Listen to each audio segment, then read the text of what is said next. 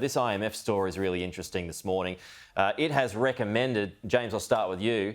It's recommended that Jim Chalmers looks at winding back capital gains tax breaks for the family home, as well as broadening the GST, maybe even looking at stage 3 tax cuts as well to try and get the economy going again once it slows down. What are your thoughts on that idea? Peter, it's very kind of you to throw to me on this question, but I think we can rely on Peter Khalil to mount a robust defence of the stage 3 tax cuts because, of course, the Labor Party promised repeatedly and explicitly before the election that they would deliver the stage 3 tax cuts in full. Now, we know before the last budget that Jim Chalmers did try and scrap those stage 3 tax cuts, but he was rolled inside the Labor Party.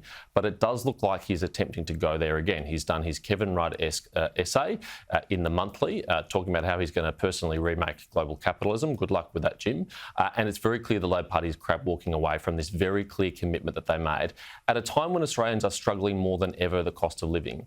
And the benefits of the stage 3 tax cuts will flow to families earning as little as $120,000 a year who have been counting on these tax cuts because they're legislated, because both major parties promised they'd be delivered at the last election. So if they yanked it away at a time when inflation is running as high as it is, it's going to seriously hurt our family budgets and damage our tax system because it was going to make it much more efficient and deliver effectively a flat rate of tax for the vast majority of households. Okay, and just in 10 seconds before I go to Pete, James, this idea to wind back capital gains for the family home, for the main home?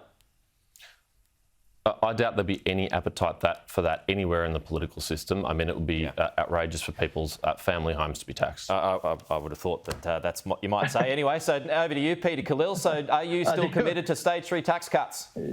James looks very angry over there. It's a new year, 2023. Look, I've got to say, you might be right about that last one. The government will listen, of course, respectfully to the views of all bodies, and the IMF, of course, makes suggestions and recommendations as well. But what has been completely whitewashed here is the fact that overnight the IMF actually provided a glowing report card for the Labor government's first budget. Don't dodge, Peter Khalil. Are you still committed to the stage 3 tax cuts?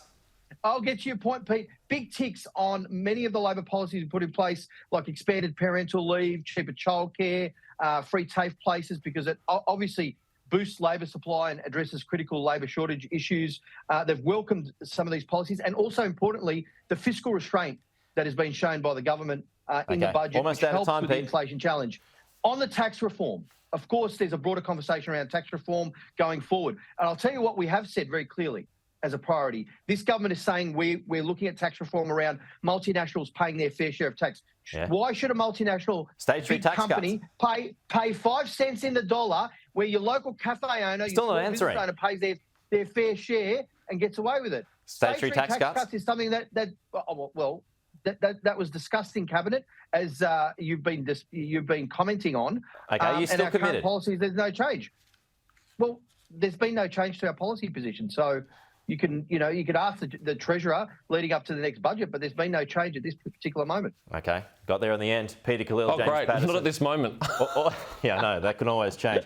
Peter Khalil, James Paterson. Well, they're out of time. I'll see you next week.